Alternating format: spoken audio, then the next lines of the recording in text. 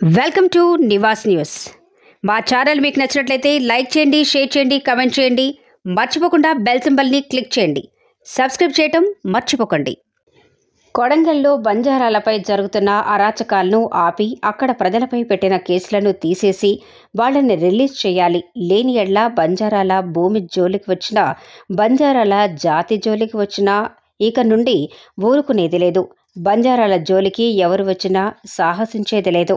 ఈ రాష్ట్రంలో బంజారాలు ఏకం అవ్వటం కారణంగానే ఇక్కడ కాంగ్రెస్ పార్టీ అధికారంలోకి వచ్చిన విషయం గౌరవ ముఖ్యమంత్రి రేవంత్ రెడ్డి గారు గమనించాలి. తెలంగాణ రాష్ట్రంలోని నా బంజారా అన్నతమ్ముళ్ళకి, అక్క చెల్లెళ్ళకి, పెద్దవాళ్లకి అందరికీ విన్నవించుకునేది ఒకటే. ఈ తెలంగాణ రాష్ట్రంలో మనం ఏకం అయ్యే సమయం వచ్చింది. కావున మన బంజారా బిడ్డలకి అన్యాయం జరిగితే ఉద్యమమే మొదలు చేయాలని కోరుకుంటున్నా. తెలంగాణ రాష్ట్రంలో మన జాతి ఉనికిని మనం కాపాడుకోవాలి. ఈ సమావేశంలో పాల్గొన్న జీబీఎస్ఎస్ఎస్ రాష్ట్ర అధ్యక్షుడు Badhavath Balaji Nayak, SC ST vigilance committee member, KU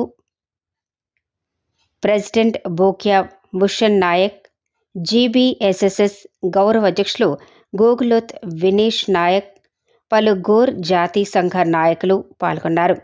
జై సేవాలాల్, జై గోర్, జై బంజారా. గోర్ సేన హన్మకొండ జిల్లా అధ్యక్షుడు తేజావత్ పణికుమార్ నాయక్.